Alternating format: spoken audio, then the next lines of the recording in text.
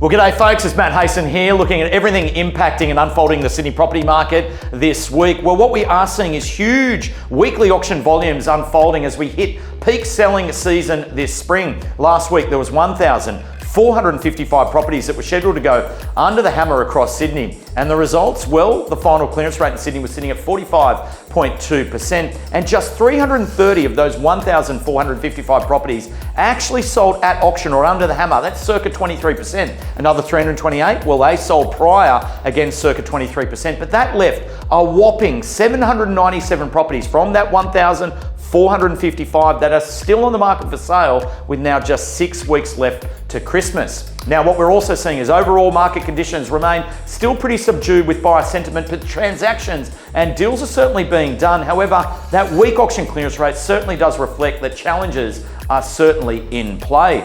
Now, one of those is, of course, affordability constraints, with this high rate environment really biting down on borrowing power. And it does appear as though that any rate relief may not only be further away than what we first thought, there could even be fewer rate cuts than we were hoping to see as well. Now, we do know that when rates are cut, though, this has an immediate positive impact on the market, boosting buyer confidence and also improving borrowing capacity. And while Sydney property prices have held up quite well so far, there have certainly been cracks emerging over recent months. Now, some of the latest CoreLogic data is also reflecting that, and it's showing that there is downward pressure on property prices, with 2 in every 5 Sydney suburbs actually recording price falls in the last 3 months. Now, that's very interesting. So with these conditions in play, our view is this market is ideally set up for buyers, and we'd call this A+ buying conditions. Now, the reasons, they are very simple, and I'm going to run through those with you now. We do have this easing property prices in play at the present time. We've got less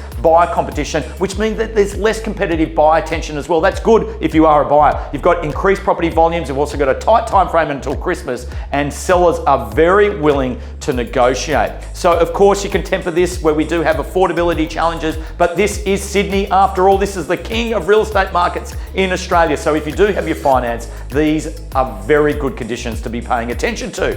And if you're hesitant, well, when in doubt, pan out and look at the long-term trend of Sydney property prices, because you'll find comfort there. Because what we tend to see is any market corrections, when they are in play, they typically average between 6 and 12 months, whereas any growth can extend for several years on average. So that leads us into this weekend, folks. We've got some stellar buying opportunities, and our entire team looks forward to seeing you out and about. Thanks so much for watching, and I'll catch you all next week.